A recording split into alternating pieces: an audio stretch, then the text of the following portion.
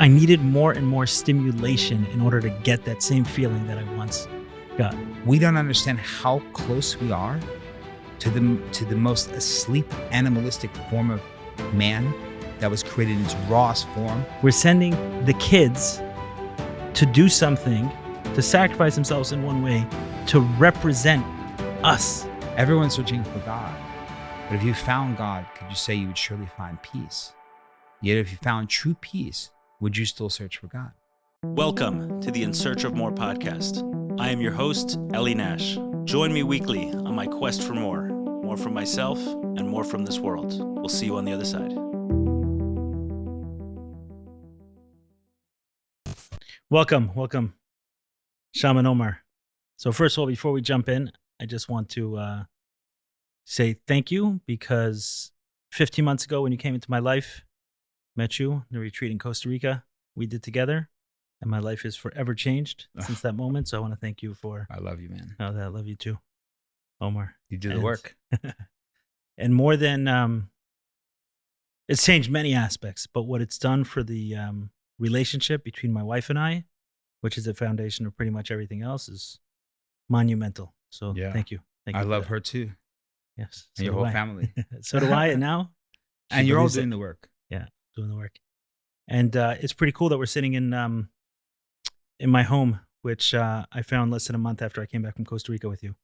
So, and we were searching for homes for about 2 years before that. So it's somewhat serendipitous that we're sitting here for this interview, because this would not have happened without that. And a home is a source of blessing. Yeah. It's temple space.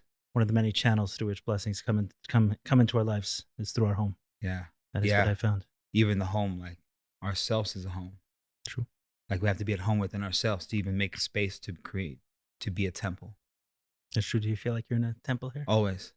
Yeah. Oh, here right now? Right. 100%. Right. And you got one within. Well, you've got many homes because your life has taken you to traveling around the world, healing people. You're providing spaces for healing.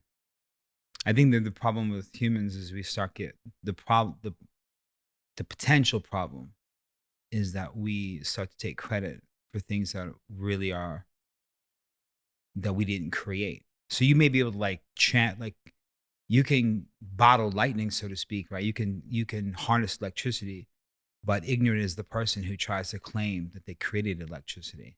Right. So I'm always very wary of that. Obviously I have a very... Don't we talk like that? We say someone created electricity. Don't we say that? Yeah. That's crazy. It's all crazy. That's the problem. And just because doesn't mean that I don't know better.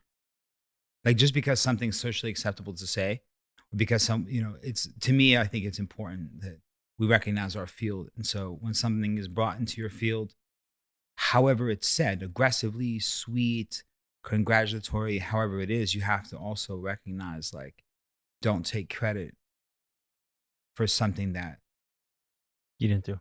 Yeah, it's like something is everything's in God's hands and God's will, right? And so there's a lot of factors and things that come together into one place. And when you work with something like medicine, for example, now you're opening up the alchemy of spirits, right? You're opening up a field of that, and so to take credit of that is insane, because it existed before, it exists now, and it will exist after I'm gone.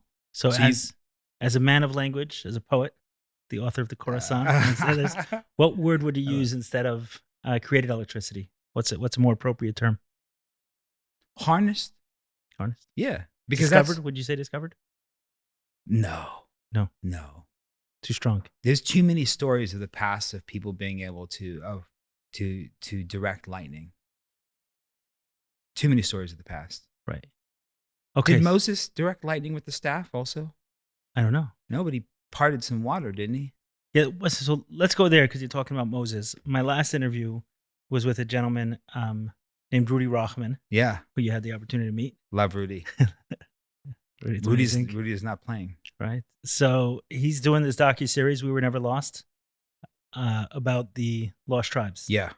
Right now he's focused on Africa, but he tells me series 2 is Asia. Yeah. Asia includes where your family is from, Afghanistan. Yeah. Home of the Pashtun people, Pashtuns. which some people understand it to be part of the lost tribes. whether they know or not, it's irrelevant. Like some people mean outsiders. The insiders, what do they know? Well, they know where they come from. And that is? Well, it depends. I mean, you're talking like. I'm saying for the Pashtun, from yourself and your family. Pashtuns know their history. It's a very simple one. I mean, it's complex in the form of the type of warfare and the occurrences, and there's a lot. Like it's a very vast history, but it's just it's two places. But they identify as Hebrews. Yeah, but I mean, not identify. They know their history is coming from Hebrews. Yeah, they're up there, not practicing Judaism today, practicing Islam. Yeah, because they're not Jewish. They're not Jewish, but they're Hebrews. Yeah, so the perspective of like Hebrew is DNA or blood, right? Now Judaism would say is also Hebrew blood, Hebrew DNA, but it was a covenant with God, right? And they believe they have that same covenant, but not in the form of a Jewish person. A Jewish person would say that's why they're Jewish, and the lineage is tracked down from mother to son, mother to son, mother to son. The Pashtuns track the lineage through patriarchy, period. So, like, to the extent that that's it. It's all that matters. And so they track the lineage. It's the largest. The Pashtuns, I believe, are the largest patriarchal tribe on earth in existence. And that's 56 million people, 51, some will say. In terms of the sons of Jacob, the 12 tribes? Well, it's more than that. So you see yourself as descending from one of those tribes? Well, that's what I mean, that's the history. Which tribe? Well, I mean, my last name, Ahmadzai, is Farsi. In Pashto is Yusufzai. And then in English, Yusuf means Joseph, Zai, sons of. So anytime you see Zai, Z-A-I at the end, this means sons of. So you can track the lineage of the names. So your name is Sons of Joseph? Yeah. Wow. Yeah. And Ahmadzai is the largest clan of the Pashtuns, without question. And the Pashtuns itself are something like 50 plus million people. Like 51 or 56 million, it depends. There's been a lot of warfare and a lot of stuff in the last 43 years. You have the Soviet invasion, which was the largest military power in the world. You know, because when you say Russia, for example, now Russia is invading Ukraine, they say, right? Okay, however you want to look at that. But there's the conflict between Russia and Ukraine. Well, Russia is Russia. That's 150 million people. The Soviet Union was over 320 million people. So when you say the Soviet Union was invading Afghanistan, you're talking about all of Ukraine, Belarus, you're talking about Czech Republic, Dagestan, the whole place. And Afghanistan is the size of Texas. What year? So you had 379 to 1990. So that's what you were born into. I was born 2 months after the Soviet invasion. You know, so you have the largest military superpower in the world attacking one country. You have over 4.5 million people get killed. You have 1.5 million orphans. You have displacement. You have wounded another few million people. So when you have, and that's 10 years, and you have a 6-year civil war, and you have a 20-year NATO invasion, right? And so there's a lot of complexities to that. So I think that the history and the common understood history of the Pashtun people was significantly different pre-1979 and now in 2023. And I think that... In which way? Well, in a very important way, that the history was commonly known as a unifying factor amongst Pashtun people. So whereas people would have tribal battles and they would have like generational battles based off of things, there was a commonality of understanding of the history that was known to the princes and the peasant alike. Now, still till this day, you have many common factors. For example, above any religion to the Pashtun people is Pashtu Ali, which are the code of ethics, which is like the 10 laws of Moses. You're saying above the Quran? Above any religion. Pashtu Ali is the... No, so even though they're Islam, and general Islam, the holiest book is the Quran, for the Pashtun specifically... The laws that guide the Pashtun people, the moral laws, are called Pashtu Ali, which is the 10 Commandments of Moses. They're the actual 10 Commandments, the same ones? Yeah, pretty much. And they all are commonly known to track to biblical stories. Understood. Like for example... So and that's the way it's communicated to you guys and to your family, is that these 10, you called it the Pashtu Ali? Pashtu Ali. Pashtu Ali, that these 10 laws are from the 10 Commandments of Moses. The laws of Mosiah, like the laws of all descendants of Moses. One of the things I read is that for the Pashtuns, unlike So Jews circumcise at 8 days old. Yeah. Most Muslims circumcise at 13 years old. Yeah. The Pashtuns at 8 days old. Is that Yeah. correct? Same thing. Unreal. Yeah. Yeah. This is, I mean, you can track like the practices of the Pashtuns directly to Hebrew practices. Now, a lot of Hebrew practices depends on what you look at too, because for example, when Moses or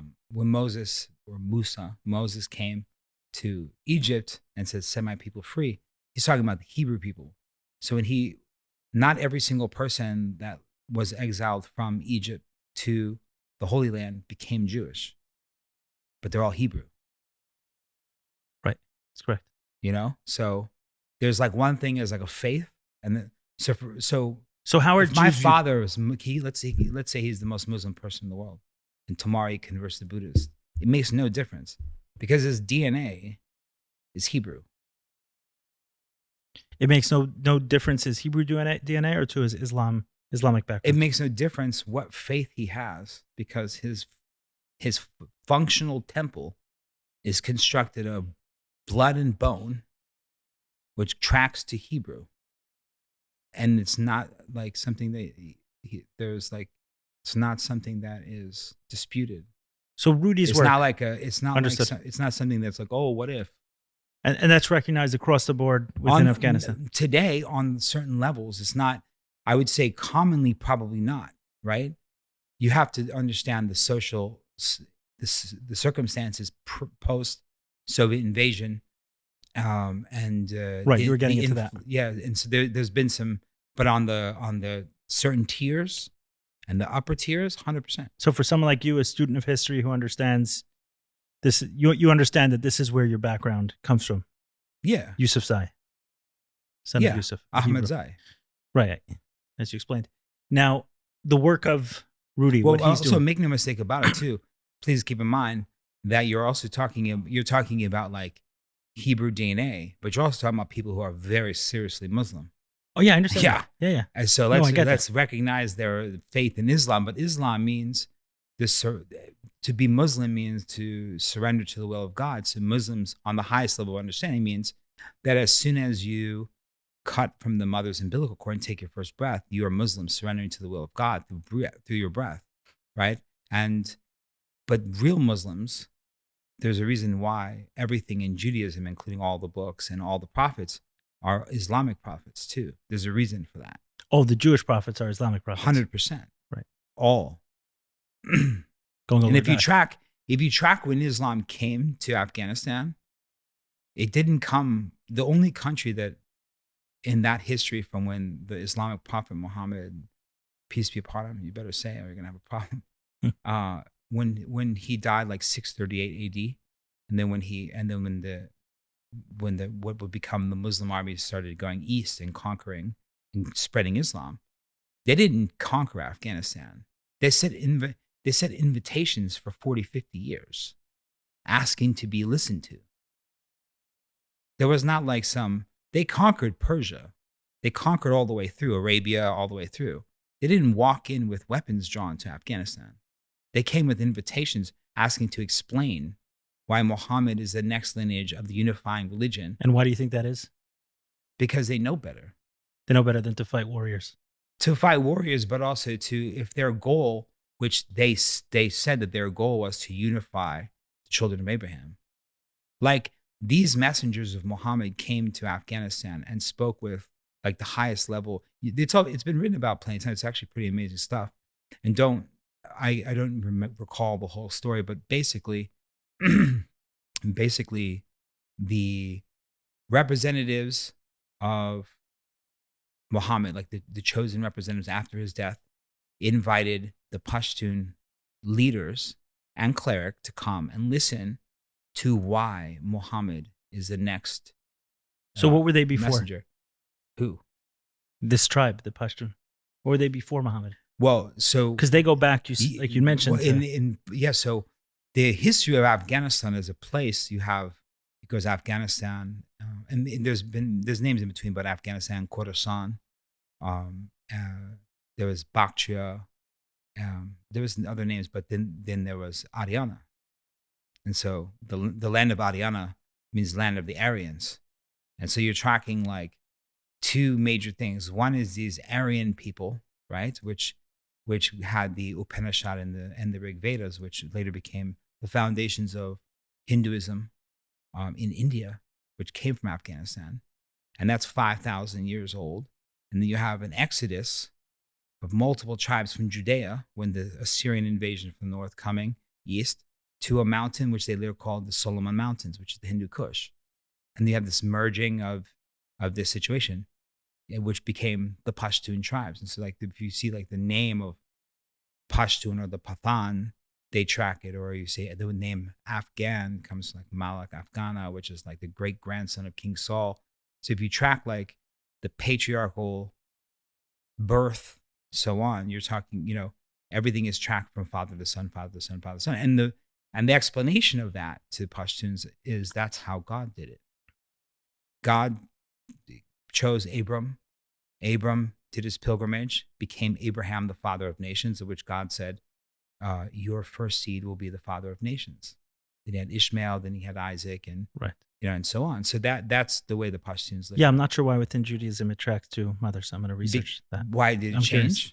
Well, it changed because Hagar was the Egyptian slave and had Ishmael, and then God blessed them with Abraham with another son with his wife Sarah, and that's Oh, so that's where the switch was. yeah. Oh, Well, and from there, obviously, I got you. because if there's only one son, then there's one promise from God, and there's one first seed, and that's Ishmael. And then when he's 13, Isaac is born with the wife. So now it has to go through the woman, otherwise the lineage of Isaac and Jacob and so on is null and void. But then what you're saying is that the Pashtuns don't track their lineage through Hagar wives, or Ishmael. no, It's through. no, that's Islamic. So the Islamic prophet Muhammad tracks himself through as a descendant of Ishmael. Understood. And the Pashtuns are through, it goes Abraham, Isaac, and Isaac, Joseph. second wife, Jacob. Rachel, Right. and Benjamin and Joseph. But there's more Right. than that. There's like 6 or 7, maybe even 8 different tribes that track. There are Pashtuns that call themselves Musael, sons of Moses. And their ideology is very, very similar to how the kingdom was looked at between people, like looking at Moses as like, psh, and then other people looking at the books and so on. There's always been politics in So when Muhammad invited the Pashtuns to understand Islam, then eventually they converted. They became Islamic. yeah, the main. Is the term converted, submitted? What would be the? Submitted is more, I would say, accepted. Accepted. Yeah, accepted. Because the guy, what was his name? I can't remember his name, but his name was, I can't remember his name, his Pashtun, his name. And then when he accepted Islam, he became Qais Rashid. He took an Islamic name. And what was their religion prior to that? Okay, so yeah, you asked that question. So in the lands of Afghanistan, right, which before was just Afghanistan, right? When it was Khorasan. So you're talking about like Pakistan was only Pakistan since like 1947, when the British were fleeing from their third invasion attempt from India, right? British controlled India. Some of Iran, some of the northern areas like, Kazakhstan from the north here. These all were like one land. Okay, so from the times of Khorasan, straight through to the time about, let's just say about 1000 AD, the main religion in the area was Zoroastrianism. Got it. I'm not that familiar with it. It's a good one. Zoroastrianism, to sum up, was a man named Zarathustra who basically received a message that there's only one God. So it's a monotheistic religion. The first monotheistic religion, many would say, because his book was written, some say it was 5,500 years old, 500-600 years before the other monotheistic religions. So it's very old. But the point is, before him, just going back to what we just said, just because he's the first one to say there's one supreme creator doesn't mean he invented it. Correct. There was one supreme creator the whole time. And so basically he received this message They would say he was a shaman, a powerful shaman, powerful healer, right? And by the way, every single story that come through the lands of Haryana or Afghanistan deals with medicines, period. Shamanic medicines, people who are shamanic medicine priests who go on missions, right? And so Zarathustra basically, to summarize, received this download that there is one supreme creator, and its name is Ahura Mazda. Ahura Mazda means the uncreated one. Here we are down here, and we are inside of the creation of Ahura. Goodness is over here, let's say, which is Ahura, and evil or darkness is over here, and it's called Angru Manu. And we make a decision, each decision we make in each breath, to go towards the goodness of the light or to go into the darkness. Either way, it will all be sorted out. That's where reincarnation comes in for you to make the right decisions. And he went kingdom by kingdom and converted this area of the Middle East into Zoroastrianism, of which it remained that way for the entirety of when the lands of Khorasan existed. And simultaneously, you have the largest Buddhist community in the world for 1,000 years, headquartered in Afghanistan. Still to this day? No, because of the Soviet invasion. That's when everything changes. The Soviet invasion and then the Taliban emergence. They were bombing. Today, Afghanistan is 100% Islamic? Yeah, I mean, but pre, the thing is, Afghanistan was in the 50s and 60s and going into the 70s was one of the hippie destinations in the world. People going to Marrakesh, Casablanca. They were going to Afghanistan, Kabul. You can see videos from the 60s and 70s, like no one's covered, it's open, and because it has thousands of years of accepting other things. We have the largest community of Buddhists in the world for 1,000 years. Everyone's Zoroastrian. You have the emergence of many variations. You have the prophets like Rumi that were born there during these accepted times. You have countless others that create religions that go to other places, and they're called that. Rumi is Islamic? Rumi is from Afghanistan. Is he Islamic? Yeah, he's a Sufi. Okay. Even Sufism alone. Can you explain Sufism as a... No problem. So what happened when the... It's great. I'm getting a crash course on stuff I didn't learn in yeshiva. It's all good stuff. That's I the love thing. it. We have to understand where things come from. So when the Prophet of Islam, Muhammad, dies, I think 638 AD, what would be the invading, the Muslim Arab armies came east, right? Start conquering, telling people ahead of time, don't want to be like them. You better clean house and accept what we have coming, or you're going to die. Same thing the Christians did with the Crusades. The first Crusade killed more Christians than anybody else because they wanted to clean house and erase history pre-Christianity. And so as they start going through Persia and killing, they get, I think, halfway through Persia, and they realize, we have a problem. So what happened was the Zoroastrian priests started cleaning the temples out. Now the temples always had a fire. The fire represented the eternal flame or eternal light of God. That's why they kept it going. And the purification. The process of purification represented in the fire in this third dimension of the purification of the soul to return to oneness of God. Very intelligent stuff. And the Zoroastrian priest is known as a magi. And a magi is where the word magician comes from. And when the Christians say the three wise men or the three kings that follow the North Star to find the baby Jesus, those are three magi bearing three gifts. And those magi are Zoroastrian priests, which work with a medicine called Homa. Homa is? Which is chemically exactly identical to ayahuasca, except one is an MAOI from a seed called Esfahn, which comes from Esfahan, Iran. And then the flower was the acacia, which is 5-MeO-DMT, where they used the tree bark of the Naqshbandi tree, which is known as mimosa, which is also 5-MeO-DMT. There's an acacia tree that's important in the Bible also, no? Acacia is very big there, but there's many kinds of acacias. Some have DMT, some don't, etc. But we can make assumptions and guesses, and all of these various medicines are all part of it. But so what happened was these Zoroastrian priests said, no need to kill anyone here. The temple's clean. We're ready to receive your wisdom, right? And so these Zoroastrian priests become Muslim. Within about 80 years. How many years? Less than 80. Within 80, the writings that would later be known as Sufi writings were emerging in complete form, meaning books. Okay. So as Sufism, which is Islamic mysticism, beautiful stuff, is basically the foundation of the Zoroastrian teachings, raw, injected into Islam to take you to the same place. Fascinating. Similar to how you would say that the Kabbalah, like Kabbalah, is the mysticism to Judaism, or a lot of the Christians would say Gnosticism is the mysticism of Christianity. And so Afghanistan. Are there Sufis today? Oh yeah. Yeah. Sufism. I have a lot to learn. Afghanistan is called the graveyard of Sufis, because more Sufis came from Afghanistan than anywhere else. It's just that today you call it Persian, because when the British tried to invade several times, there's no such thing as Afghanistan in British anthropology. They say Indo-Persian. They say Indo-Persian. Well, here's India and here's Persia, and in the middle is called Afghanistan.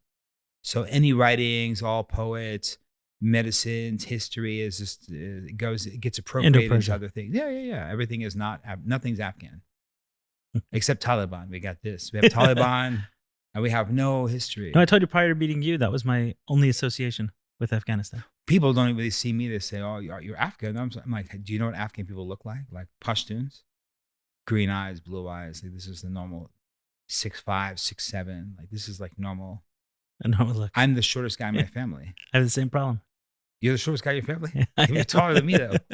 I don't think so. Maybe after the surgery. Yeah. So that's Sufism. Sufism, they would say, is the path of the heart, the not motivation, but the fuel inside the Sufi's journey has been recorded in poetic form for 1,000 years through Sufi poets.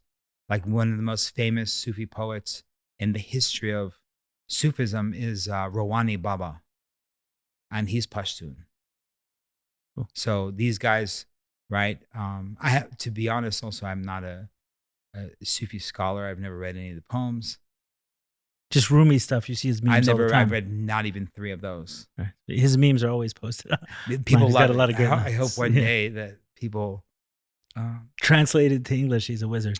I wrote mine in English, and it's getting translated reverse. But I think ultimately, if someoe's coming from a place, and they receive a message, and however you say it is your poetic form of saying it, but ultimately the truth is one.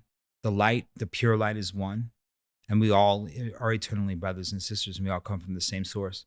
And anything that tries to tell us something different is trying to manipulate us into warfare or submission.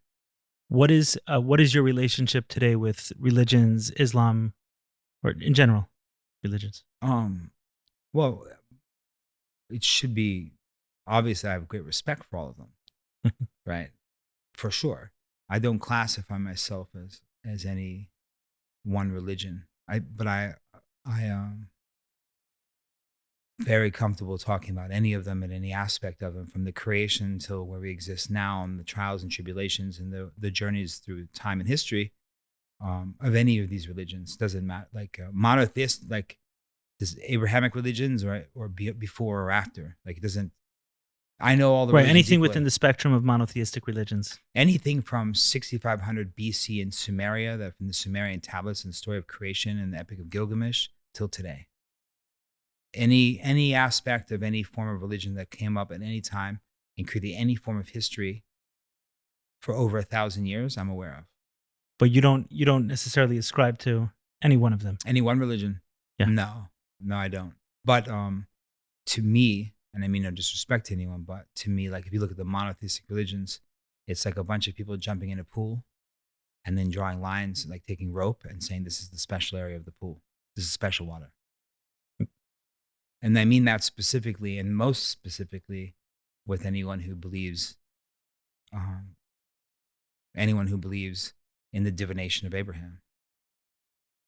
Saying once it's monotheistic, there's if one you message. if you believe that God, the creator. Now that's the problem, though. I think a lot of people think God, the creator of man, as opposed to God, the creator of the universe. I think that we're thinking too human. I think that if we understood the scale of creation itself, we would be more humble and we'd be more understanding of each other. See, it's way beyond humans. I think that we think like this, like we're in the state of the animal of man. Yeah. We are a bunch of animals acting super tribal. You look like me, he looks different, you know? Turn off the electricity. Let the dark winter happen. Let the cyber shutdown happen, right? The Great Reset plan, right? Let that happen. Within 2 weeks, cannibalism is going to be all over the place. That's how we don't understand how close we are to the most asleep animalistic form of man that was created in its rawest form before the light of the Creator came. When we were just literally building little temples this big on stone, and we were eating raw meat, and we were trying to create fire. We think we're so far, but I look at the world and like inside of us as one, and we are 1 inch from going right back to the Stone Age. We have not developed. We have created lots of things, but spiritually, like inside of us, we are eating meat right from the bone when the animal's barely dead. You know, what comes to me when you say that is what happens in Florida right after a hurricane. It's the Wild West. You know, in that hour after the hurricane passes until the police respond, it's every man for themselves. It really is. Look how quick that happens. Like this. And that's what like we have like any property or anything I have here, I know that we need our own people. Yeah. There's like your own military has to protect, because during that hour, there's no rules. And I understand what you're saying. It's scary to think that, yeah, we're sophisticated and we're developed. Yeah. We're a lot of us living in fear of going off the rails and doing what we want, but we would if we had to. It's all in perspective, because once 4 or 5 different people knew which rocks to scratch together to make fire, we went to the moon. What's in perspective? What's the difference? We can create fire anytime we want. Now we can stay warm. Now we can cook food. Now, like, it's like, oh my God, we've created a whole new world just with fire alone. Look at when we created the wheel or recreated the wheel. You know, there's many things in history that make us forget and progress. And the problem is most of the stuff that we've, quote, created, that we like to pat ourselves in the back as being so much more advanced than everyone else, doesn't exist. You can't touch it. Give me an example. You're looking at a screen and we're creating Facebook, Instagram. Oh, we created this cryptocurrency. We created a bunch of stuff that doesn't actually exist. That doesn't, it's not even right. It's you not can't even even touch it. But somehow it's pixels on the screen. Yeah. It's literally lakes in the desert. It's a mirage. It's a mirage. It's a mirage with energy behind it of people you can't see, which in essence are nameless entities. It's you're speaking to someone who spent way too much of his life watching pornography. And right, it's totally a mirage, right? It's like this painting someone put in front of me that I feel is treating my loneliness, and it's doing nothing. Yeah, and this is another form, and it can go and trigger like the animalistic, right? The primal energies, and then you release, and then you turn it off. You go about your day, right? But then, like, just like a cocaine addict or anyone who needs to use something to suppress or to overcompensate on other things, the increments of the increments will either increase in length and the time will decrease. There's a formula. Yeah, I say it all the time about addiction. You see it escalating, either in frequency and intensity. In some way, it's going to variety. Like with pornography, that's what it is. So I'm going to watch it more frequently. I'm going to need more variety in order to get the same. There were times I had 6 videos on the screen at the same time. Really? Yeah. What kind of? Oh, I was an addict. Yeah. Yeah, but you're just trying to see how much you could consume. I just needed this I needed more and more stimulation in order to get that same Wow. feeling that I once Yeah. got. So it's like, how many screens can I take and watch it all at the same time and somehow take that in? And the other Wow. is And you couldn't actually watch it all. of course you can't watch all at the same time. But it's 3 the seconds point. here, 3 seconds, like that. It feels like I'm doing something Wow. more. Okay, That's like that's amazing to even that's think. serious. Yeah. That's Oh, I was seriously sick. I don't. Yeah, but use I the- didn't. That's like serious intensity level. Oh yeah. Yeah, it's like someone who cuts themselves, and then one day they're gonna really cut themselves. It's just like someone who does starts off with a bump of cocaine in the club because they heard it's gonna make them more sober. No, I And don't. the I don't next use thing it. you know, Yeah, I don't use the term lightly. It's like, oh, I was addicted to porn. yeah. Because, No, but I 'cause don't. I watched never it. No, personally grasped the Right. like the full idea of that. Wow. Right. It did something for me. And the other was I mentioned frequency, right? I mentioned variety, and the other is intensity. So where the first time I saw nudity was like, whoa, I can't look at that. Like a boob. I don't even know if it looked good the first time. I probably didn't. Yeah. The first time I saw a boob. But then afterwards, like where it keeps going, like more and more violent, more and more,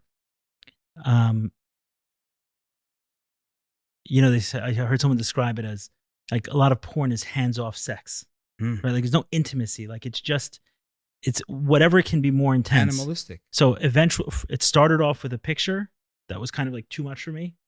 And eventually it was just, Yeah. Even look at the way that the body parts are being exaggerated. Like when breast implants first started, like then it's like bigger and bigger and bigger and bigger and Yeah, bigger and never bigger enough. and bigger. yeah. Look never- at the asses, bigger lips. right. Saying all that just- it's because it's nothing. Look at me. Look at me. Right. You're saying it's because it's nothing. It's pixels. Oh no, that's real. You have. it's real people in do it. something, but it's not But a I'm real saying- ass anymore. Yeah, it's not real in that form, but it's real in the form that people will actually modify themselves to get the attention of others. Right. Whether to be seen from something, but then they're missing something inside of themselves. So it's like a child who would rather get any attention from their family, so they do something bad because Right. it's quicker to get the attention and do something good. So you said something earlier in the conversation. It's a thread I want to pull on. You said that we have not developed spiritually. We've done a bunch of stuff. We have not developed spiritually. What would that look like? As someone who's devoted their life to helping people do that, what would that look like? Well, it's a never-ending thing. There's no like congratulations, you did it. Like it doesn't matter how many times you drink ayahuasca. It doesn't matter how many days in a row you pray. It doesn't matter. It's like it's a constant thing. So I feel like if we're still breathing, then when there's a mission, there's a reason, right? And so you can't.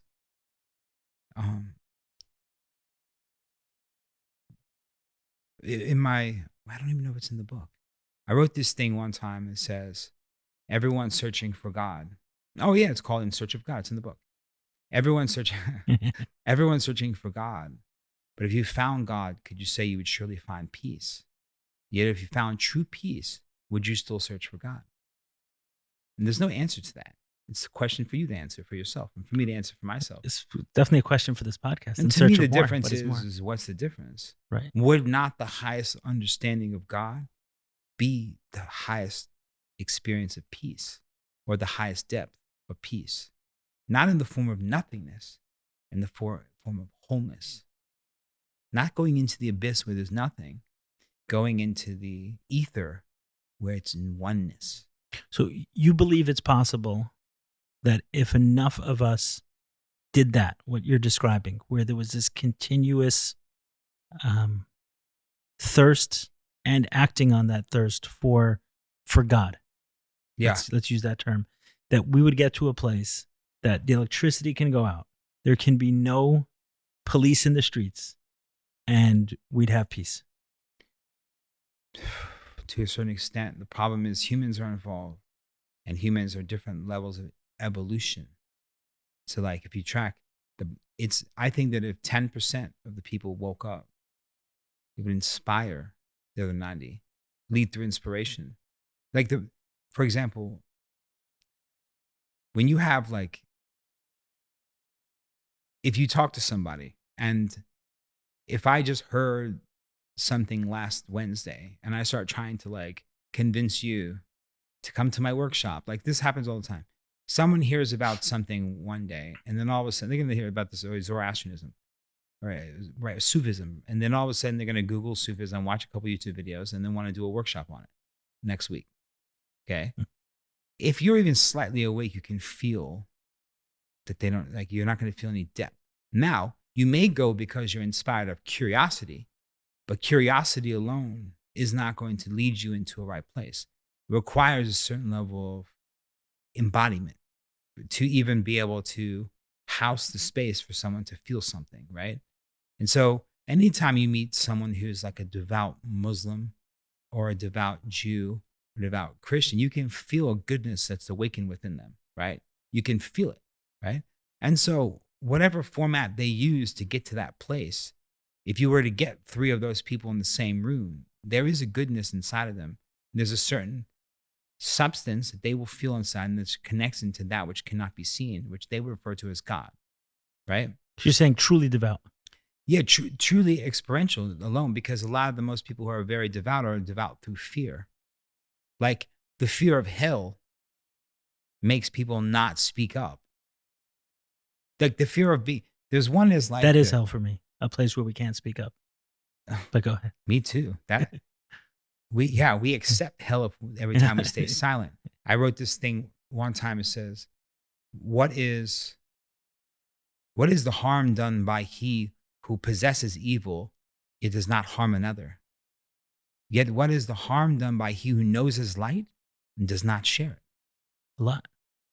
The doctor on Which the plane. one's worse? Yeah, the doctor on plane who ignores a suffering victim. Yeah, The person who doesn't speak up when they know that when they know the answer. children are being taken advantage of, whether it's in a Vatican, in a mosque, or in a yeshiva, right? Don't speak up. Now the question is why?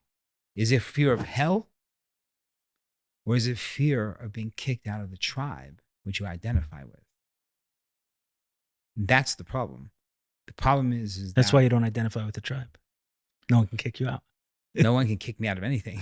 Right. I'm invited everywhere, right? And that's because they know that I sincerely accept and appreciate. You know, we have basic understandings, and as long as there's a basic understanding in a format between, you know, what I understand God to be in the highest form, and that, then we're in the same. Then we are speaking of the same thing in different languages. Shalom, peace. Salam, peace. What's the difference? It's the same. But let's wage wars about it. You know what I mean? Right. Allah. There's like, fuck Allah. Man, do you know you just said fuck God in Arabic, right? Like, Right. what are you talking about? They're talking about the same God as you. These guys are Muslim and they believe in Jesus, Isa, and you're saying like, it's just like here's Got to the make thing. sure no one crops. Let me answer your question. You got to make sure no one crops just at 3 seconds. Well, maybe we delete that or don't. Or don't. But Let's let me speak up. answer the one question you said even deeper. The thing is about religion is whether I believe in one religion over another or not is literally completely irrelevant to the truth and to the future of humanity. That I know for sure. Because my internal belief in one over another, any form, is irrelevant, just like any one person's. By the way, you know Judaism doesn't believe that it's the only religion. I didn't know that. Judaism believes there's one God. Yeah. And that there's a people, the Jewish people, who've chose upon themselves to be messengers for sharing this.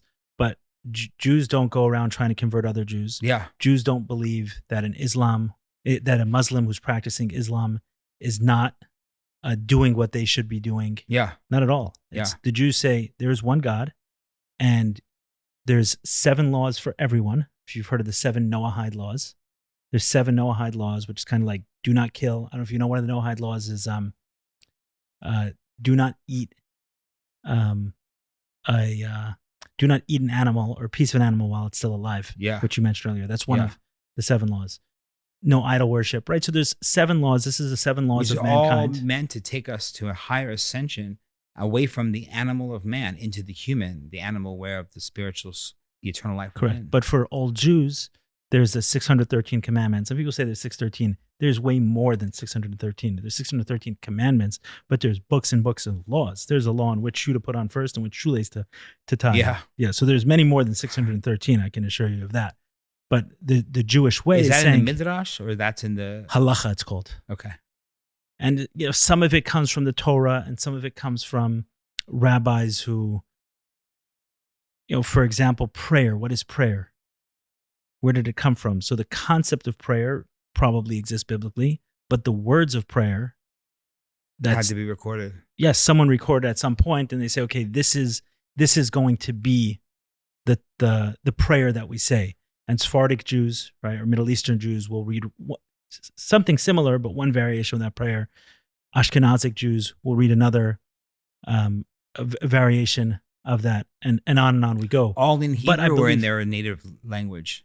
Hebrew and Aramaic, for the most part, Hebrew. Okay. But I believe that, Jews pray 3 times a day. I believe that does come from some biblical inference that we see that, I don't remember exactly, but maybe Isaac, when Abraham took Isaac out, maybe he prayed and that happened in the morning. So from there we knew, okay, we'll do one prayer in the morning. And then there was someone else who did a prayer in the afternoon. So we said, from there we learn. And I don't even know if that's a law or it's more of an inference. And that's why Jews pray 3 times a day. Regardless, and the point I'm making is that Jews don't believe that we have the answer for everyone's practice is Judaism. Judaism believes that the Jewish people chose, or some people say God chose, but regardless, there was some pact that the Jews made with God, a covenant Jews made with God, and said, we are going to be your messengers to promote this. And anyone is welcome, not promote, to call it heal the world or to push this message forward or to spiritually develop the world. Or Rudy Rachman, in an interview, called the Jews the immune system of if the world is a body part, the Jews agreed to function as the immune system to constantly heal everything that prevent disease and cure disease. That's the role of the Jewish people. But that doesn't discount the role of the heart, the mind. Absolutely. Or it doesn't even say it's the most important organ to humanity. Yeah, but if you don't have an immune system, none of that is functioning. Yeah. And that's what the Jewish people, as the story goes, that is the covenant that was made, and anyone is welcome to join. Yeah. And anyone is welcome to help us without fully joining. Yeah.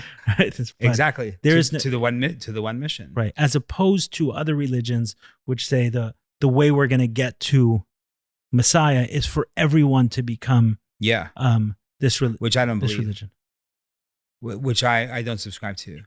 I don't believe that everyone needs to submit by free will or by the sword, because that's the only way it's ever been done. Unfortunately, yes. But that shows that's how you know something's not a complete truth. Correct. Like, I don't need to. Yeah. Why would you need to? Yeah. I don't need to convince someone to believe in something I believe in, because I have determined for myself something to be true or something to be not true spiritually. There's no way for me to prove something, but at the same time, there's no way for you to disprove it. And it's irrelevant to me whether you believe or disbelieve what I believe, because I'm fine in mine. Anytime someone starts getting, that's why I was very I used to get into these conversations with people like it would be labeled as a comparative religion discussions. And then I just stopped doing it, because there's no such thing as comparative. It's always combative. Because as soon as you say something in a question, I just ask a question. And then it becomes this like, oh my God, you don't believe this, that, you don't believe that. You just said 7 sentences. Ask one question that was 6 words. How did you get 2 paragraphs of assumptions? And it's like, is that trauma? Is that labeling? Is that like fear? Certainly. It's like looking at adults like children, like, cover your ears. You're going to hear that the tooth fairy is not real. It's like, meanwhile, here we are in the same boat. And that's the thing about all the religions, that regardless of whether I believe or don't believe anything, you have 5.5 billion people of 7.5 billion people that are all pointing to the same ending. Either they're pointing at the same beginning, right, and the same ending. So the question is the ending going to be in bringing about heaven on earth and a unification of the soul, the one soul of humanity, connecting with the one source of creation and eternal life? Or is it going to be the proverbial Armageddon? So in Arabic, they use the word Dajjal. Like, Dajjal means like the Antichrist, or like an embodiment of Satan. And Satan means adversary, the word Satan. In Christianity, they like to paint the pictures, like Satan. But Satan means adversary. And so you could say adversary of what? Well, adversary of good, adversary of goodness, adversary of humanity, adversary of the truth. This is what to me Satan is. And so the Dajjal would be like an embodiment. Christianity would say the Antichrist, right? Would be like, would come back, or the Antichrist. But it's really an energy or a spirit that's going to come through, either through upon the earth, or embodied in one, or embodied many ones to create one, an army of evil, for example, right? But it can be in the air too. You can smell it. You can smell it now more than you did 10 years ago. And it's not because we're older. It's because our fear is allowing the energy for the portals for energies to come through to feed off of our fear, to keep us in a state of fear and chaos, to feast on us. That's the difference between good and evil. And so whether prophetically speaking, the Jews, the Muslims, and Christians all have prophecy for the end of days. And the problem, which is not really a problem because it's like abracadabra, what I speak, I create. I like to say a lot, like it's the notion of all prophecies to be self-fulfilling, because they're only understood when they've already happened and it's too late to change. So whether I believe in something or not is irrelevant, because we are marching towards the Armageddon, where the Jews and the Muslims and the Christians and all variations of this, the Sunnis and the Shia and the Orthodox and the everybody and the Christians and the Catholics, and everyone's going. And all I'm watching is the spirit of the Dajjal puppeting people in righteousness with a honey tongue and leading us all towards killing ourselves. Because it's not going to be one person like a Hitler who's going to roar. I don't think so. I don't think it's that. You don't think that's the next? I think that can happen, but I don't think that's what happens. I think that there's a big difference between Germany as a country. Germanic people are very ancient, right? And Germania is a big place, okay? And it's existed for many thousands and thousands of years. But Nazism was not just an ideology. It was a spirit that came through and took a lot of people, right? Now it was brought in and it was introduced. Many accepted and many didn't. But it was a fuel that created what we witnessed, right? This is an example of a Dajjal coming through.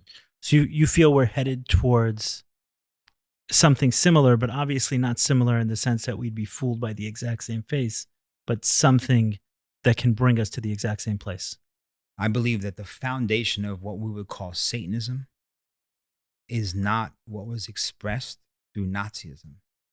That was the force. That was like someone who just discovered something trying to force it down your throat. The truest form, the purest form of Satanism is to get people to sacrifice their own children. Exactly. To sacrifice your own child. Like in the temple back in the day, in the time when the kingdoms were split up. Before, the thing is, like in Canaan, in the history of what would be the Holy Lands, Canaan was a very vast place. There were many, many, many, many, many religions. And the thing was that there were a lot of different religions that were dedicated to a lot of the different beings that we would refer to as the collective Elohim. And there was the Yahwism, for example, and there was many different deities from many different smaller kingdoms, right? But there were also very evil ones. Like there was temples of Baal, and there's Magog. There's many variations that would require child sacrifices, human sacrifices, right? For the priests, right? This is what they would require. And we think of it as like people coming in and grabbing children, like armored people not my daughter, and grabbing them and his parents. Their no, they were like, please, mine. Please look, my child. Right? And then they were like, wow. You, yay. And they take the child and put him in the sacrifice, right? This is how it happened. That person was the VIP for the week. Oh my God, we're going to have them come to our house. They're going to bless us with their house. Oh, for dinner. Right? And this is very old and happened for a very long time. I saw something about this. I don't know if it's correct. Maybe we can have someone look it up. Like That Oh, we have Balenciaga. fact checkers here.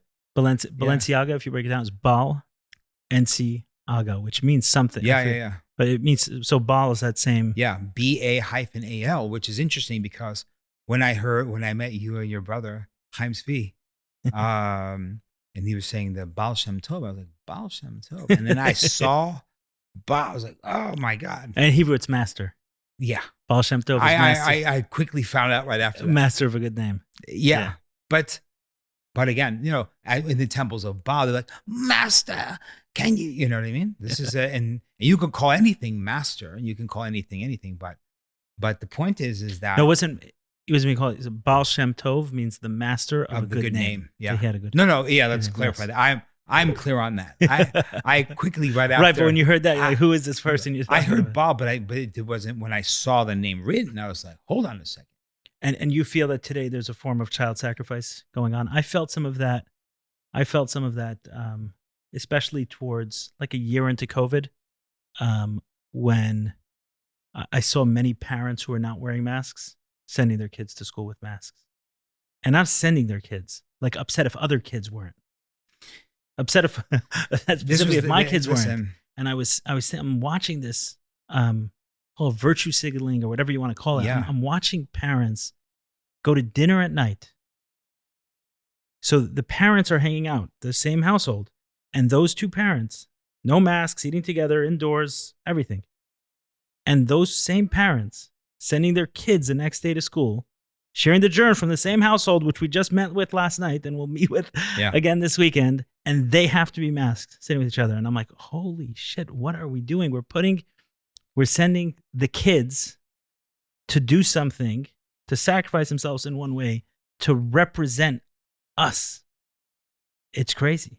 I had to take my children out of school because they wanted my 3-year-old wearing a mask outdoors in Miami heat. And I said, you've got to be kidding me. In Miami heat, it was. I was living in New York at the time. I'm not even talking about the beginning of COVID. Yeah. I'm not talking about when everyone was afraid and no one knew. I'm talking about at the same time period when the restaurants were open in Miami. You want to get me fired up? Together. Let's talk about this. Yeah. Parents were getting together. I'm talking about not 2020. I'm talking about 2021. That's amazing. In the school year, right? September of 2021, when the school year started, it's 100 degrees in Miami, and my 3-year-old kid is going to school and wearing masks. And when I said, do we really need this? But I went to the Amazon. The parents are pushing on this. I went to the Amazon. And there were masks? I went to the Amazon. Okay, as soon as we landed in Peru, they said mask. No, I was like this. I don't have a mask. I just put it's down on my chin, and I have my ears, and I have, of course, but not this. I have my shema cover. And if I go double cover, like Pashtun, like so if you're going to make me pretend this fear is real, I'm going to give you another fear that you have so you can process your own stuff, It's all about progress.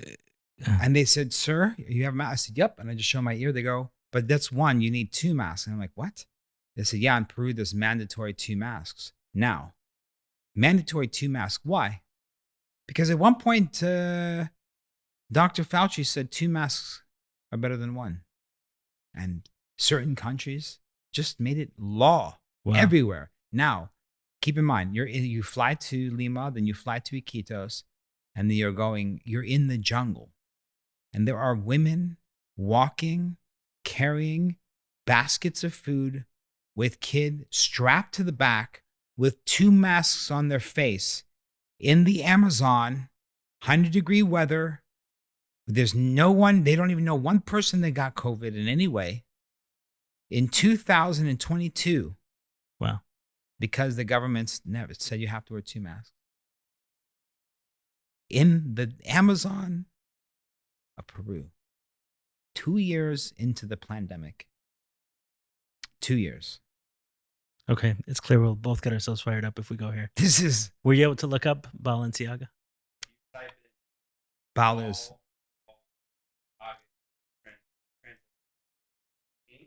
king. But his maiden name, so minor name.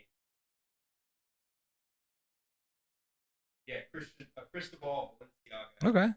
So he comes from a lineage Okay. of satanic worshippers. So does the new king of England. Okay, so just in case The that king wasn't of picked up- England's the Windsor bloodline is Germanic. They're not even the same. And then King Charles you can go watch his interviews where he's talking about how he's the descendant of Vlad the Impaler and he spends his summers at Vlad the Impaler Dracula's castle. What is it? Okay. Right, I don't know anything about this. Well, but- then we can look that one up too. We'll go down a rabbit hole too. Right, Say we you can- got one, I'll fact check one thing. I wasn't check that. fact checking. I was Fact check looking King something up. Charles, Dracula. I was looking, but for those of the audience didn't pick it up, Balenciaga broken up is Baal is king. For a reason. Right. That's the thing. We keep like, oh my God, can that be real? There's a. And you're saying where did it go? Meaning these thoughts were there, were in the population. Where did it go? I believe that the third dimension is the intersection of light and dark, and always has been. This being the third dimension. This is the world. third dimension. The world we live in is the third dimension. The third dimension is the five senses perceived reality. So you see, to put this in very Cain concrete killed terms, Abel.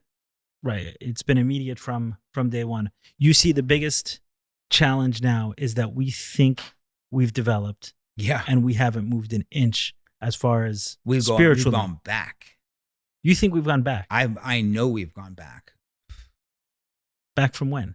We've gone back. We are. Well, give me the starting point. We are inside of a cave where the handlers have taken the plastic stars and put them on top of the cave. And we look up and think we know so much. We haven't even seen. Well, to make it very concrete, right? I think you're right. I think anyone listening to this can agree We're told that we're if the so power smart, went out, we're told we're so much more advanced that we believe it. We have forgotten that we have forgotten.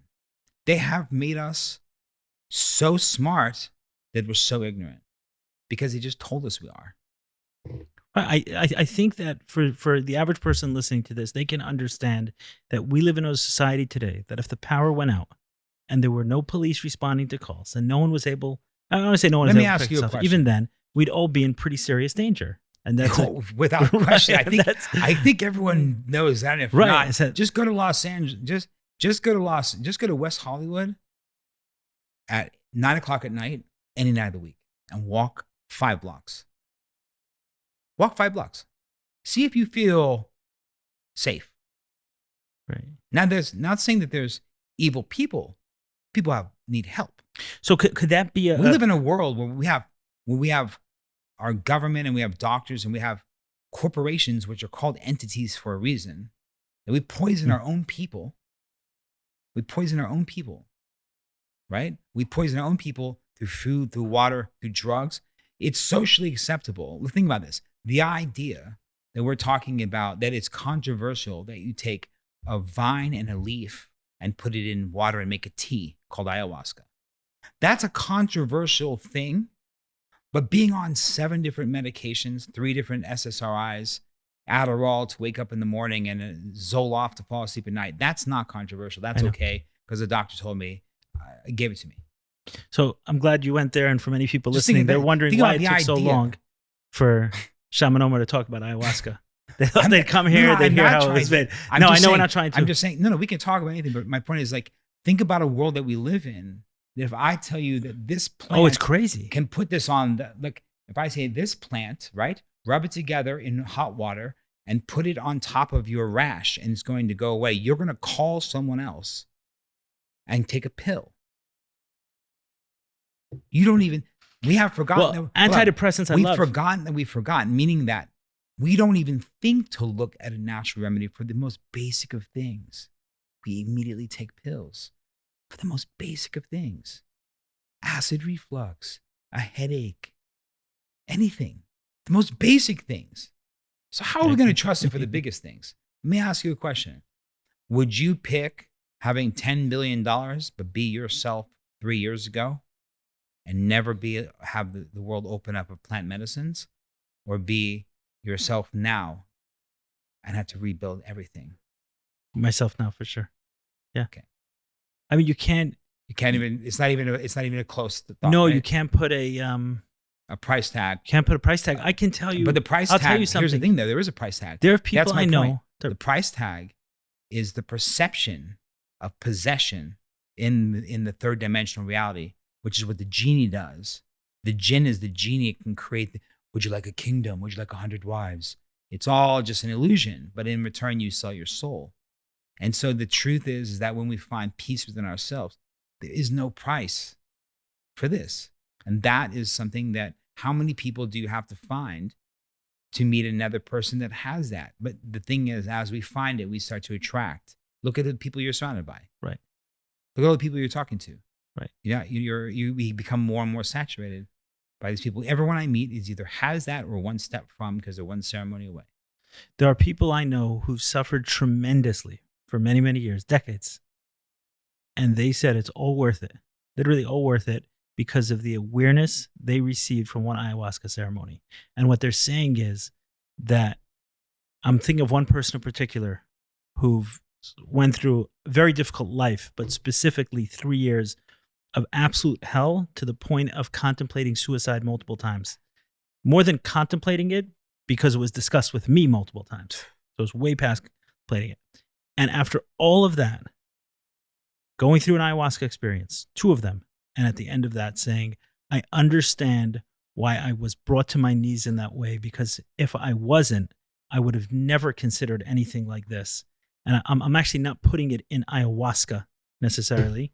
I'm saying the awareness that came from it, Yes. through the ayahuasca, that what she received through it, she told me, all worth it for that, because without all of that struggle, it never would have brought me to that place. So can we talk about, I want to ask you one question. God's design. What? The grand By design. But think about that. So when you ask me the question of if I would like choose to go back to a much wealthier place, Yeah. or something much worse than the situation. I'm in a great situation now, thank God, and Yeah. family healthy and Barak Hashem. comfortable. Baruch Hashem. Thank God in Hebrew. All right, back after a short break. Right back in. So where we were is where we were, but like I said, it took us a while to get into the ayahuasca conversation. There's another thing you said earlier. It's a term people use all the time, right? That woke up. Yeah. If there's more people awake. You said if 10% of people wake up. I've never met a person who doesn't think they're awake. Yeah. Not a one. So what is this? What does this mean? How is it measured? When you say it, It's a good point. It's a great point. Yeah. It's true. To a certain extent. Because you can pose certain questions. And then like they get, maybe someone's like, and they're like, oh, I listen to, I meditate every day. Do you listen to Deepak Chopra? And then like, yeah, I'm awake. And then you just say like, do you know the difference between destiny and fate? I don't know the difference between destiny and fate. Does that mean I'm not awake? Yes, you do. Maybe I don't know it in this way. Tell me. Well, I mean, there's fate, right? Like, there's mortal fate. Like, we will all inevitably die in the physical form, right? Then there's the eternal fate, or you could say universal fate, which requires a little more belief. But I believe that everything will return to its original form of oneness, not necessarily meaning that the entire universe has to explode or implode to leave only the one first creation, the eternal life. But it's the awareness of, it's the awareness of. And then the destiny is everything that you're doing and everything that you take, whether on or off the path, that gets you to the place. Like porn addiction, drug addiction, abuse, how you process it. It's all, that's my destiny. Those are all steps on your destiny, right? And sometimes we have to like go very far to a certain place to go to a place of suffering that creates the experience that's so hard to deal with that you're going to search outside of your religion, which you're told to have all the answers, outside of Western medicines that have all the answers, outside of psychologists and therapists, to go and to even look into something that comes from the Amazon to potentially, as a potential to possibly heal you. Right? That whole thing is your destiny. But there's a point where our destiny and our fate line up like a rifle. And we realize that there's one thing to do. And that's where we meet other people and we can see how awake someone is. When you realize I'm here for one thing. Like I am here for one thing. How would you define that? I'm doing it. I mean, how would I define it? You can just say, watch me. You can say that. Just like, yo, camino lo que canto. Like I walk where I speak. You know, do I get distracted? Do I like this? Do I like to watch the show Vikings? Do I like to watch Peaky Blinders? Yeah, okay, great. These are all just like minor. Do I love pizza? Okay, great. But am I like possessed by any of these things? You know, no. But are we supposed to enjoy ourselves? Yeah. But at what point are we trying to celebrate life? At what point are we celebrating the awareness of true life, right? Like at what point are we like celebrating an awareness? And we get so excited about something that we stop our own journey. That's the thing I notice a lot with people when they go on these paths, right? They start their path of awakening, which really is the next step from healing. Like once you've healed, then you still search. Now, what are you doing? Yeah, there's a corner that's turned where it's first about fixing problems and then it's about possibilities. Possibilities, connection, deeper understanding. To one of my brothers born, Ofusu, he's like one of the great men I know, like my brother. He said, I spent my whole life trying to understand the Buddha's teachings. Because after my first ceremony, I understood the Buddha's journey. Wow. He's also like one of the most prolific poets I've ever met. Amazing. You were saying that we're a lot of people who start the journey of awakening where they get lost. One of the occupational hazards. What happens? Yeah. What happens is people get so excited to like know something, and then they compare themselves to like everyone around them. So like they're the smart person in their circle, and they just like go into teacher mode as opposed to like, it takes a long time to know something. Like you can't just like, it's like someone who just discovers something and wants to run around preaching it.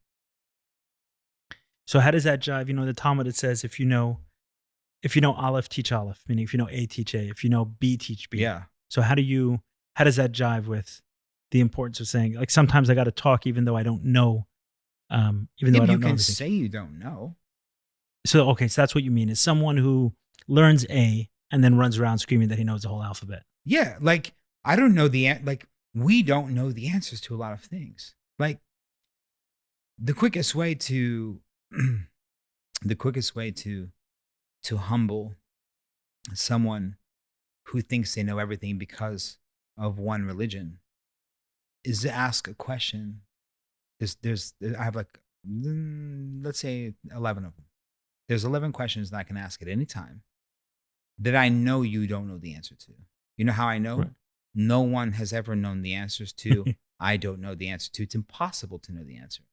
One of the best ones is, at what point does the seed of the atom, does the seed of the father go into the womb of the mother, and spirit or the soul goes into the union?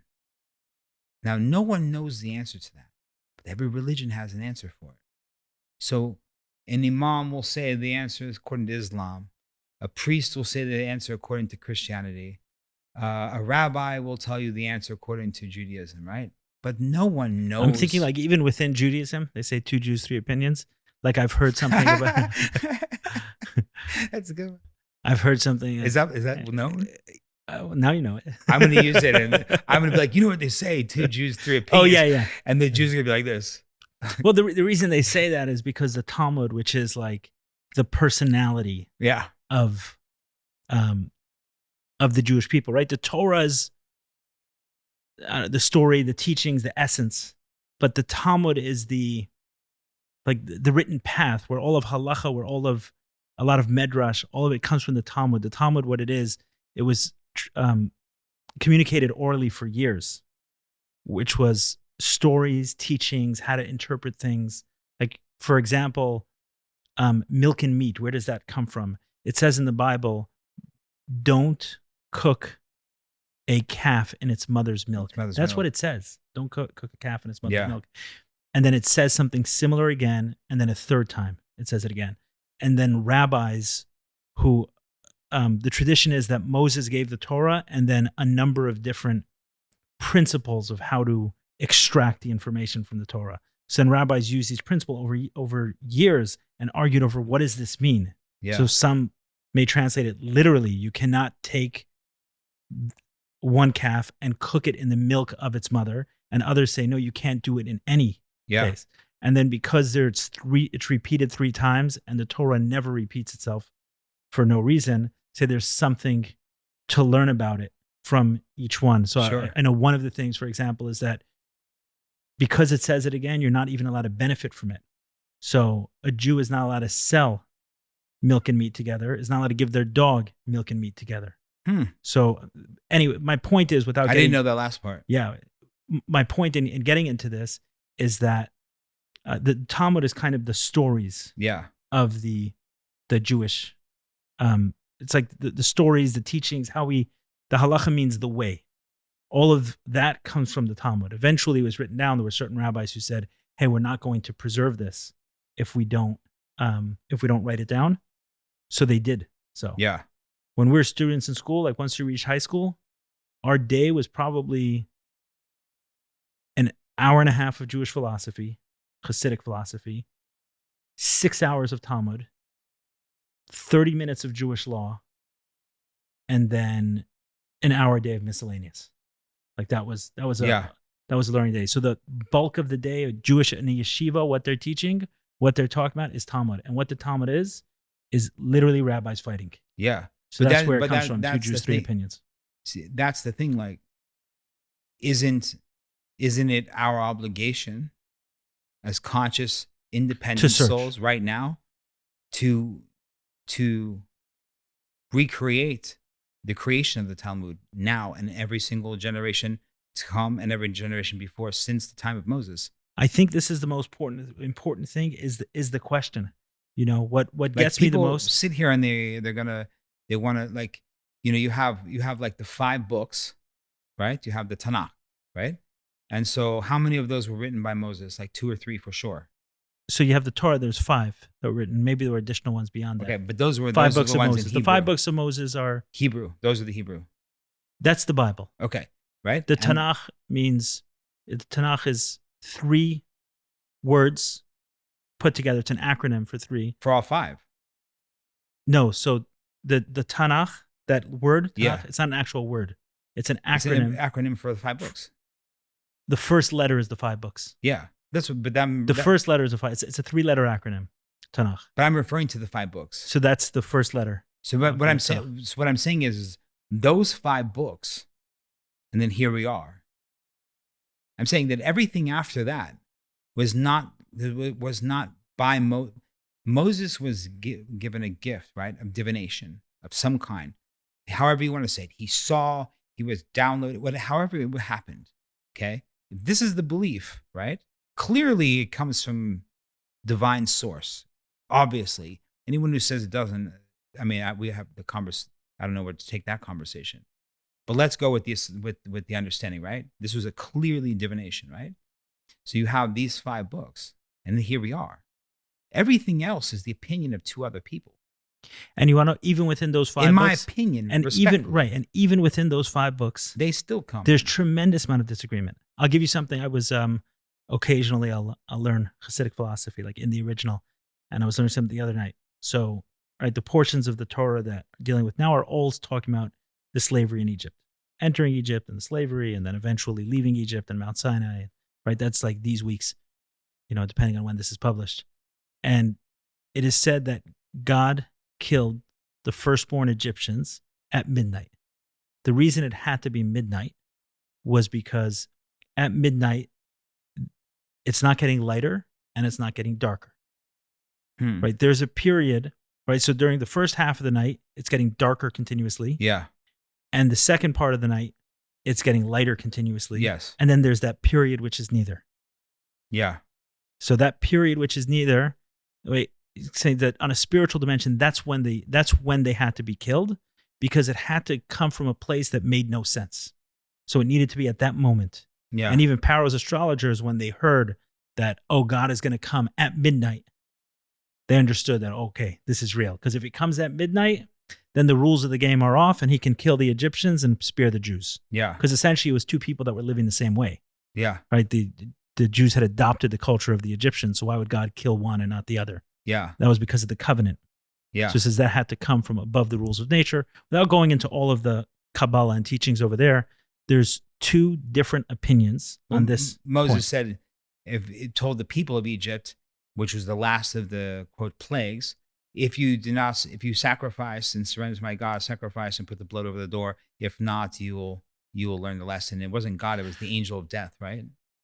Actually, they say for that specific one, it was like God came with the angel of death, but it was God there. And also, yes, the Jews had to stay indoors, and on the doorpost they put the blood of the. But it wasn't the Jews. The Jews were slaves. It was the people of Egypt. Well, it was on those doorposts. Everyone in Egypt, though, it was a judgment on all of Egypt. Correct. The first son, the first seed, the first son. The first son. Yeah. Exactly. So what the Jews did was, hey, stay indoors.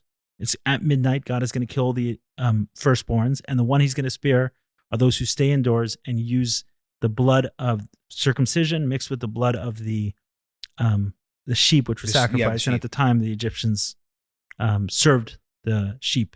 Yeah. The sheep was a god. So it was using that blood. That's what protected them. I said all this to say that there's an argument over what happened at midnight. So according to one opinion, it's God understood at that exact moment. There's only one who knows when that moment is, where it stops getting darker and before it starts getting lighter. And it's at that moment that He killed everyone. And the other opinion is that He stopped time. And during that time period, like time stood still. And during that moment, during this Infinite space, moments. right, Yeah. where time stood still, that's when they were all killed. And in this thing I was learning, it said, and both are true. Right? How could both be true? Yeah. We just have to get out of our mind in some way. So that's what I mean. Is that there's, how do we get there with the two Jews, three opinions? Well, it's an interesting thing about Egypt, because a lot of people who rediscover, start to awaken, they start looking up to the past, and they go Egypt, and they start saying Egypt, and they don't understand, like, ancient Egypt. What do you mean by ancient Egypt? The word Egypt is modern. Egypt, as we know it, is modern. Egypt is a desert. But ancient Egypt, before Egypt, was called Al-Kemet, right? And Al-Kemet was, by all recorded history, very fertile, had jungles, had all this abundance of, and what Al-Kemet gave us was two things. Al-Kemet means the black lands, because they say that the soil was so rich that it was black. That's where the black lands come from. Al-Kemet, the black lands. And they brought us two things that we still benefit from today. One is the science of matter, chemistry, from Al-Kemet, and the science of spirit, alchemy, which is from the lands of Al-Kemet. And at some point, they went dark. And it went from an abundant jungle to a desert. So they were spiritually went dark at some point. At some point in recorded history, because Egypt, as we know, when we say like the Hellenistic period of Egypt, is the 600-year period where the Greeks came to Egypt. So you have like Plato, Socrates, Aristotle, that all lived, each of them, for well over a decade each in the mystery schools of Egypt. Learning the mysteries, learning stuff. And they created the philosophy, right? Psychology, the science of the mind, the archetypes of the mind in Jung psychology were based off of the archons, which would be like the archangel concept, that, and so on, so on. So there's like a direct correlation, but at some point, shit got dark real quick in the lands of Al-Kemet, and it became Egyptian. It became what we call Egypt. In the Bible, it's called Mitzrayim. I don't know if it was called at any. I don't know if it was called that at any point, or it's just the biblical name that's given for it. But it's not actually Egypt. It's not called anything like that. Babylon also. Hebrew. There were the Hanging Gardens of Babylon. Right, but Babylon, like in the in Judaism, is called Babel, like in the Hebrew. Sure, but in the recorded history of the people of Sumeria, It was a very fertile. And when the same thing happened, that it switched. It became a desert as well. The desert, interesting. It became a desert as well. There were the hanging gardens of Babylon. But there was an abundance of medicine. So you're connecting that to something that... To some sort of Garden of Eden. I mean, where we're learning from plants and we're learning medicines, and there's all this amazing abundance of stuff in the Amazon today. The Amazon, to a degree, that's happening in the Amazon. Yeah, we're watching it happen, but we're doing it. It's not happening. We're doing it. We're making it happen. Yeah. It's like people who are the most self-righteous people regarding the environment today in America. People in Los Angeles. Okay, why? Okay, well, look at the weather change in the past 10 years in California. It's crazy, right? But how did that happen? The ozone layer doesn't move with the wind. It was done.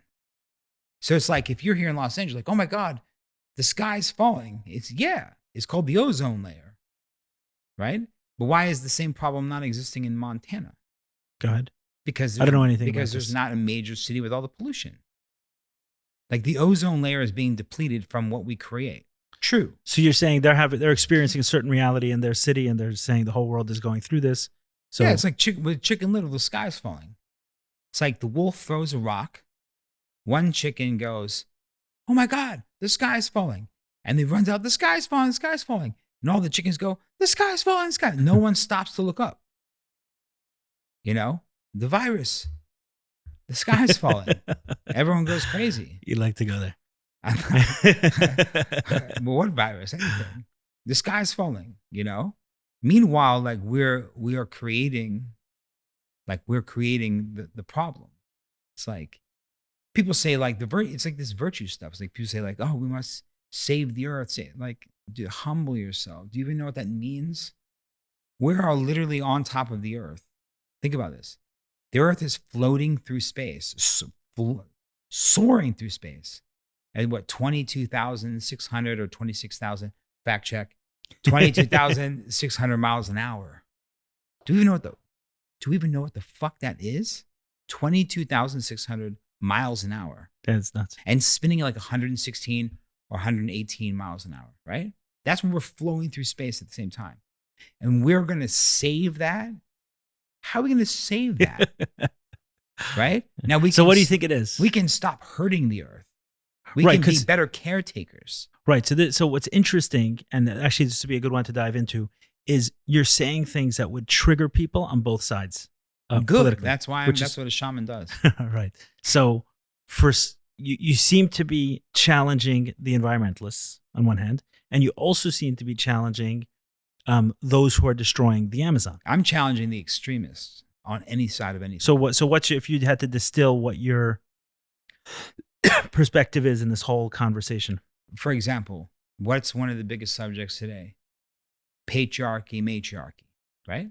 Mhm. Okay. So the patriarchy, we say, is the concept that men are in charge of the world, or that if you want to say spiritually, you could say that the worship of the divine masculine in any etheric form, right? Okay. So, and then the matriarchy would be the feminine expression of that. So today the women say, oh, the patriarchal world is run by men and we've been suppressed. Anyone who says that's not true is lying or just ignorant, right? You can't say that for the past 3,000 years that there has been an absence of the matriarchal aspect in spirituality collectively, right? You can say that. Okay, great. But you can't say that there hasn't been. You can say that there is. You can say that for 3,000 years.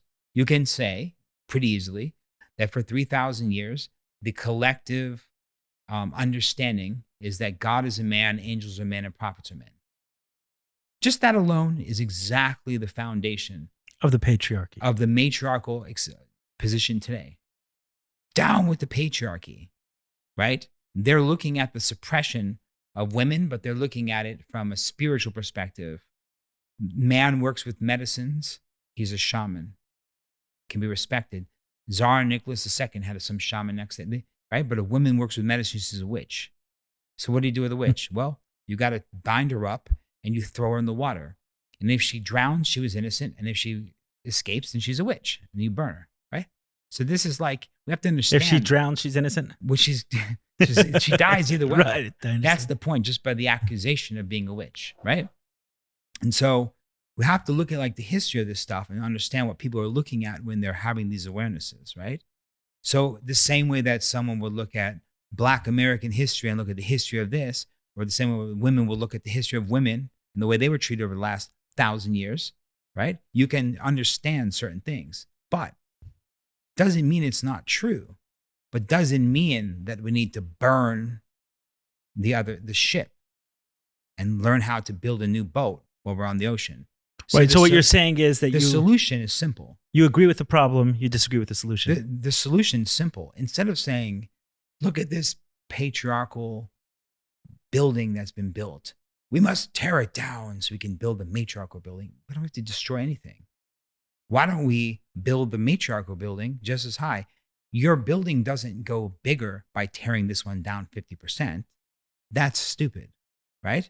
Why don't you bring men to come and help rebuild the matriarchal building to its form of equality that we would all feel peace within, right?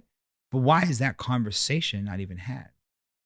Just like they say, what happens is, I read something recently. It said, right, you're triggering everyone right now. well, I don't know. It said that masculinity is only toxic until the barbarians are at the gate.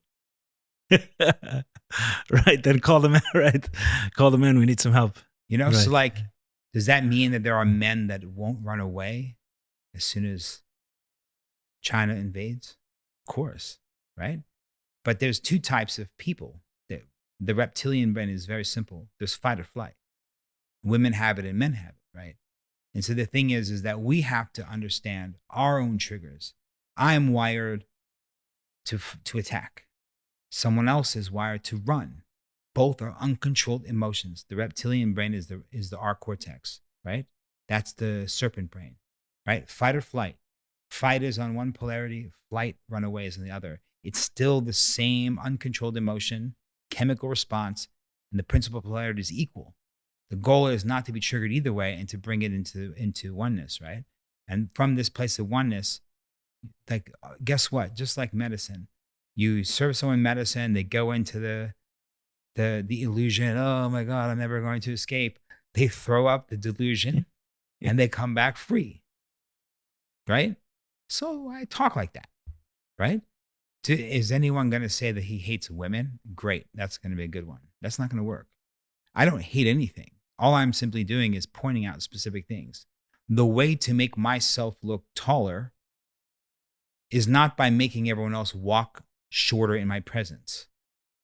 It's not even to move myself to go move to the Amazon where I'm a giant, right? It's to fix my posture in the physical form and to fix my perception of self inside of me. That's why in Islam they have jihad, right? We say jihad, oh. It's an internal war, It's right? an internal war against your own ignorance. And so it's in all the books. It's in all the teachings. How come none of us are doing that work? Why does it require to be so fucked up, to have nowhere else to look? But thank God that the opportunity comes with some sort of plant medicine, meditation, et cetera, something. Can I offer a definition of awake? I would love to have one because I don't have one. That we know enough to know we know nothing. Oh, yeah. That's a good one. That's a good one. So, I was speaking to someone the other day who had like a profound ayahuasca experience and awakening. Imagine. And in talking to them, they became as dogmatic and as certain and with as much conviction as anyone I can imagine. And I said, I'm not understanding this. So you get your mind blown open and you admit that you didn't know something a month ago that you know now. Yeah. Why did you go to the assumption that you know everything instead of assuming that there's probably so much more we don't know? Like in that learning, you had the same experience, but you took it in a completely different way. And I think that's what you're talking about. The occupational hazard of knowing is thinking we now know. Yeah. And then the thing is, like, who had, there's Plato's allegory of a cave. Do you know this one? Mm-mm. I don't really either, but it's basically the allegory of the cave is basically the symbolism where there were three guys in a cave, and they thought that they just made up the whole reality and the whole story of creation, everything. They cared about religion and why they're in the cave and what the purpose of life was and everything. And one day and they would see the sun, they would see the shadow of the sunrise and sunset, and they thought this and this, and if I act good, and they came up with the whole thing. One day, I think one of them escapes, like himself, walks out and sees like, oh my God, and it comes back in and says, guys, listen, we have it all wrong. All we have to do is walk out here. And they're like, sure, you've lost it. And they never left the cave. Right. And you can look at like someone like their eyes are completely closed and they just think they're like, yep, what do you mean? Of course I can see. Right. Their eyes are completely closed. And one day they go, they blink one eye, like blink. And they go, right. And so like they've seen for the first time. And then now that's like one glimpse of one thing. And they think that's everything because compared to what they knew before, that is now everything. But that's your everything in the now. So if you drink ayahuasca one time, maybe you glimpse at the universe here, 2 times here, 3 times here, 500 times, 500 glimpses, Right. 1,000 times, 1,000 glimpses. But the only thing And there could be, you always take it and you never get to some information. You get a couple thousand glimpses. And all I can tell you for sure is that we'll never fully grasp the mystery. You know what this reminds me of? When I was a kid, maybe between 10 and 12 years old, my sister was fascinated by handwriting analysis, and she had a book about it. So I started reading, and I was like, wow, this is super cool. So I remember I learned one trick where I go to any one of my class, I write down 3 statements, and I'll tell you which one's a lie. And you could, with handwriting analysis, you can do that. You can see because, everything is connected. It's going to show up in some way. In the same way that someone can do it with speech or something else. And then there were a few other things that, an introvert writes that way, and an extrovert writes that way, and low self, whatever, different stuff. There's like the pantomimes of the eyes. And I thought I knew everything about this. Okay, 12 years old, and I was like, I know handwriting analysis. And, I was probably once saying something, and my dad was looking at me like, oh man, like a 12-year-old kid who thinks he knows the mysteries of the universe. So he didn't say anything, but a couple days later, he bought me a book. And it was a couple hundred pages on just the letter I someone had written. Just everything to know about the letter I in graphology, which is study of handwriting analysis. Wow. And I started reading this thing, and it was just like this never-ending book. And I think it had a section of the book was on signatures as well. So it was letter I and signatures as it relates to, and it was so much. I read it. It was way too deep. I couldn't understand it. And I got the message. I don't know if my father was trying to deliver me this message, but I got the message that you've touched the tip of the iceberg. You know nothing. And anyone who really knows a subject knows how little they know about that subject. Yeah. You see it even with disciplines like, I don't know, sports or martial arts. I gave this example the other day, like UFC, the fighters today will kick the guy's ass from 20 years ago. 100%. They know so much more. They've taken all of these disciplines from all over the world. It had to evolve. And put it into one person. It had to evolve. And it's going to keep happening. Point. This is the whole point of spirituality, which religion is an aspect of spirituality. Religion is a consolidated version of the experiences of someone who had a divination of some form in some manner, who went on a journey, even if they didn't go anywhere, and a lot of them did go on a physical journey too simultaneously, and they come back with a message to advance humanity. That's what a prophet is. A prophet is someone who comes with a message to guide you to the light. What is the light? To me, the Messiah is the light that's within all of us. It's a light that will guide us all out of spiritual exile. It will take us all out of spiritual exile. But ultimately, only we can take ourselves out of spiritual exile. How much ayahuasca I drink is not going to help you. What am I going to do? Talk your way out of this? No. Can I talk? I'm great at talking. But can I talk cancer out of someone's body? No. Can I talk depression away? Maybe for a few moments. Could I talk my own healing away? No. So how much ayahuasca someone drinks, how much I meditate is not going to transfer over. Just like Your because push-ups won't transfer. exactly everything. So that's I in the book, I'm pretty sure it's in there too. It says it's understanding humanity. It's one of them, but it says basically think back to a time where there was no back in time. There were no gurus. Yeah, think back to a time where there were no stories of the past for you to either blame for the reason we're here now or to use as an excuse to justify your actions in the now. What would you believe? What would you use to guide you in your moral compass if there were no books recorded? There was just here and now. Our inner guidance, our inner justice is what's going to guide us.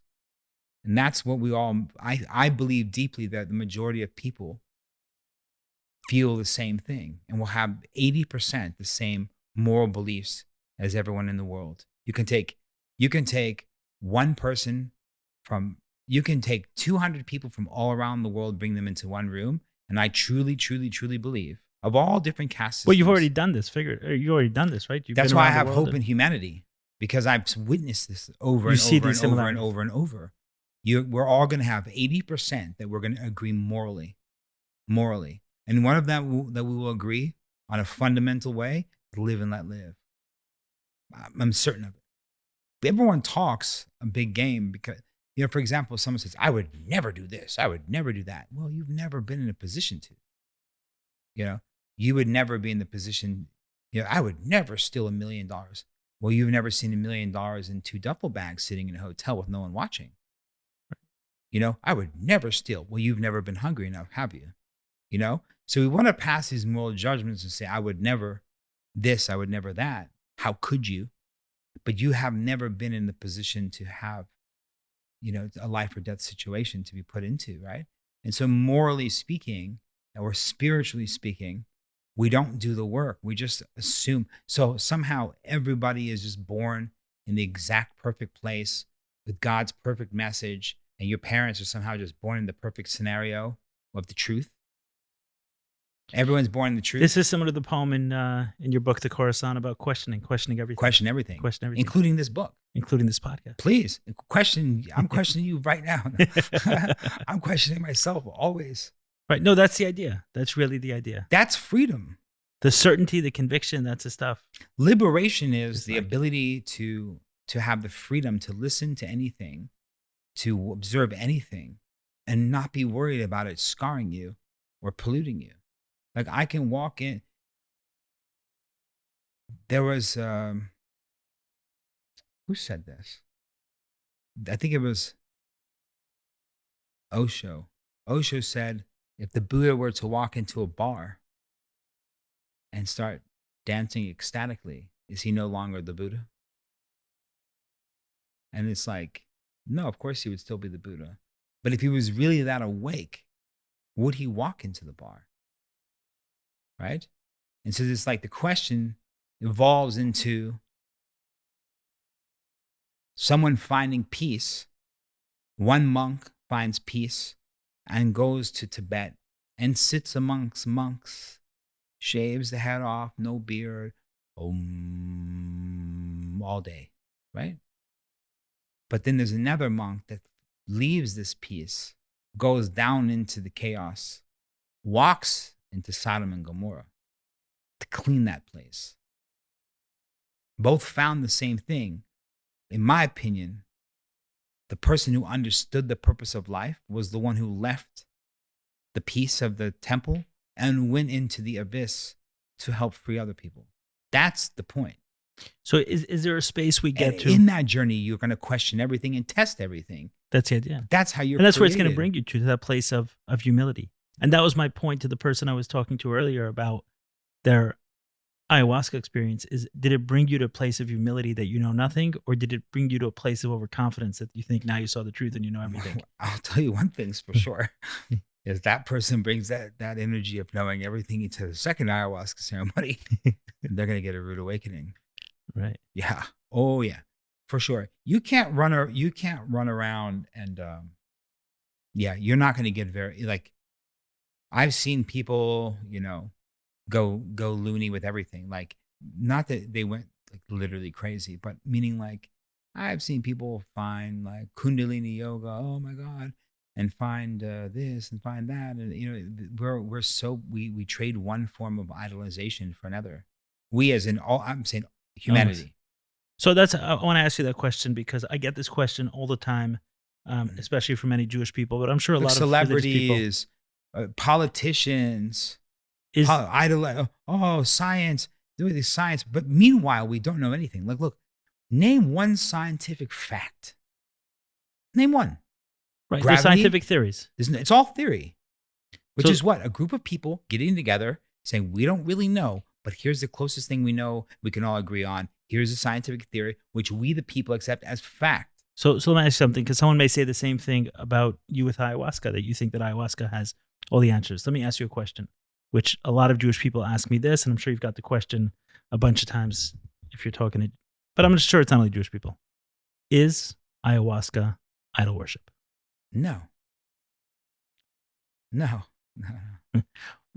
there I'm any- the most, you're not like, the quickest way to make me, is idol worship. My problem is I believe that a lot of people are idol worshiping and don't even realize they're idol worshiping. Say more. When people worship places, they worship dates, they worship numbers. This is to me all idol worship. They worship numbers. My understanding of idol worship, like most people aren't, I think worshiping dates is idol worship. When you say worshiping dates, give me- Dates. I Means- think that picking dates and making them different or better than another date is idol worship. It's when you say- innocent. What's that? There's no difference between. Worshiping numbers. Look how much energy our history of humanity puts into numerology. Worshiping So planets. things like horoscopes, those stuff. To me, that's all idol worship. Think about this. Rome built a vast empire of planetary worship. Now, you I can't tear understand. down Jupiter. But I understand what you're saying. Idol worship doesn't mean that there is no power there, right? Because money has power, but it would be idol worship As to a assume it deity. has all the power. Yeah, as a deity. So you're not saying numerology doesn't exist or I'm not saying horoscopes anything and- doesn't exist. You're just saying it doesn't have all the power. If this plant right here, that's ceramics, it's not going to hold energy. Let's just say that that is made of brass, right? It's made of brass, which brass, the reason why they use brass for all the stuff was brass was the combination of copper and tin, masculine and feminine metals, right? Let's say that's brass, and for 1,000 years, people put all of their energy praying to this thing that the crops are going to come next year, right? That will have the energy of what has been prayed to. So for me to deny that that has any power in it is ignorant, because we put the power into things. What I'm saying is that picking, for example, ayahuasca is idol worship. Well, what exactly is the idol we're worshiping? Is it a vine? Is it a tea? Well, is there anyone who practices it in that way? Let me ask you that. No, but there are people that use ayahuasca to create idol worship in the form of existing monotheistic religions. For example, and this is the truth, there's idol worship, for example, in Catholic Church, right? So there's Brazilian Catholic churches that use ayahuasca that they call daime, and use this daime to have Sunday service. Worshiping idols. Yeah, worshiping. So if someone is sensitive to this, let me ask a question so we can make it practical. If someone is sensitive to idol worship, in other words, they don't want to well, that's participate. what I'm trying to say. Okay, so if someone doesn't I'm want the most sensitive to idol worship. Okay, so you as someone who wants you're sensitive to idol worship, you don't want to participate in anything that smacks of that. At the same point in time, you're interested in ayahuasca. What do you do? Well, no, ayahuasca has nothing to do with I idol understand worship. that. So, for But example, idol would you worship be okay came- being part of a ceremony where there was idol worship there? No, I'm walking out. What do you mean? Okay, so how does someone separate that? If you're sensitive, you understand. I don't know anything. Yeah. I've never done ayahuasca. I don't even know what the term idol worship means Yeah. exactly. I just heard from a rabbi at some point that I shouldn't participate in it. Oh, we're talking about in the Jewish faith? Let's say in the Jewish faith, but I'm sure the question extends to others. It's just a question It that I does. get a lot. It does. So the thing is, So how does someone separate that? How do I know that this ayahuasca ceremony, there's idol worship going on, this one there isn't? So now we're talking about ceremonies. So it's really hard to pinpoint ceremonies because people always have to feel the need to make themselves seem involved. So what they'll do is they'll spend like an hour using the 4 directions. They'll start calling archangel, like whatever they can do to make themselves feel seen before they serve the ayahuasca, because they don't know how to absolve themselves of the need to be seen, to be a part of the actual healing. Would you consider a ceremony like that idol worship? Anytime you're calling in anything that is, you're drinking. So you're drinking in essence, you're with ayahuasca, we're talking about a vine that grows in the Amazon, right? We're talking about a leaf in chacruna that's every single leaf on earth that's green has DMT in it. We have DMT in our third eye. We have DMT in our cerebral spinal fluid. Science found DMT in fingernail clippings 3 years ago, okay? I believe it is a consciousness molecule that exists in anything that's conscious, right? Okay. That's that's what we're finding out. Pretty sure that's what it is, okay? Now, if we believe in the supreme creator and we believe in the monotheistic expression of God's creation of the universe, the earth, all things upon the earth, and then creating man and then resting on the Sabbath, right? Okay. That means that everything that's natural is a part of God's creation. Now, if we merge that into the understanding, which is when I say shamanic understanding, I mean the basic human's relation to the mineral and the plant kingdom. Shamanism is the child of earth, Father Nature in the mineral kingdom, Mother Nature in the plant kingdom, making the child of earth. Mother Earth to us, but to the earth is the child, Father, Son, and Mother Moon. And this correlation between the masculine and feminine And energies of creation, which is in Judaism. And we, the little animals. Judaism, the universe is all matter and space. So we're like literally a human sitting here thinking about God walking through a Garden of Eden. And where are you, Adam? Because you ate the apple. But as soon as you step back from that, you say, okay, God, the Father of the universe, meaning the creator, the seed of the Adam put into the womb of the universe, right? Which creates, the universe is all matter and space. Matter is particles of atom. God, the Lord of the universe, with the seed of creation, which created the entire universe, which is all matter and space. Every planet, every star that ever existed, everything that's ever transmuted into any form, every single piece of matter that exists that comes up and creates you and I, or somehow through the miracle of creation, in the microcosm, your father's seed went into your mother's womb and created you. And at some point, the eternal spirit that was created in the first creation, the existence of God exists inside of you. And so to say that there's a difference, that you should be worried about the consciousness that exists within Mother Nature. No, I am not you, right. but I am not worried about that. No, but follow my, but here's my train. So what are we going to build in idol worship? The question is, are we going to build a temple where we build inside of an idol of a tree made of stone? That's idol worship. Tear it down. Are we going to create the goddess statue of ayahuasca in stone and worship that? That's idol worship. Ayahuasca, I've drank every time that I've ever drank ayahuasca. Never one time has the consciousness of Mother Nature or the connection to the universe, the cosmic umbilical cord of creation, ever told me to consolidate and create a form to be shown, ever. And there's a few thousand times. So if someone's going to tell me that they drink ayahuasca 5 times and they saw ayahuasca, I said, what do you mean you saw ayahuasca? Because, you know, my understanding to explain it from a Judaic form, my understanding of the essence of the divine feminine is expressed through the Shekhinah. That is the word I've heard for it. And the Shekhinah is moving through the Sifarat, yeah? Sfirot, yeah. Does it have a form? No. Is it supposed to be worshipped? No. Okay. But what does it do? Brings in the union, right? That's ayahuasca. So to make it practical, outside of... To answer the question, summarize. Yeah. Anybody, where's the camera? Anybody who's creating idols or telling you to worship an idol in any form is selling you something. Got it. Sum it up for me. And in one line, is there one question I can ask a shaman other than someone calling you, but you can't serve the whole planet?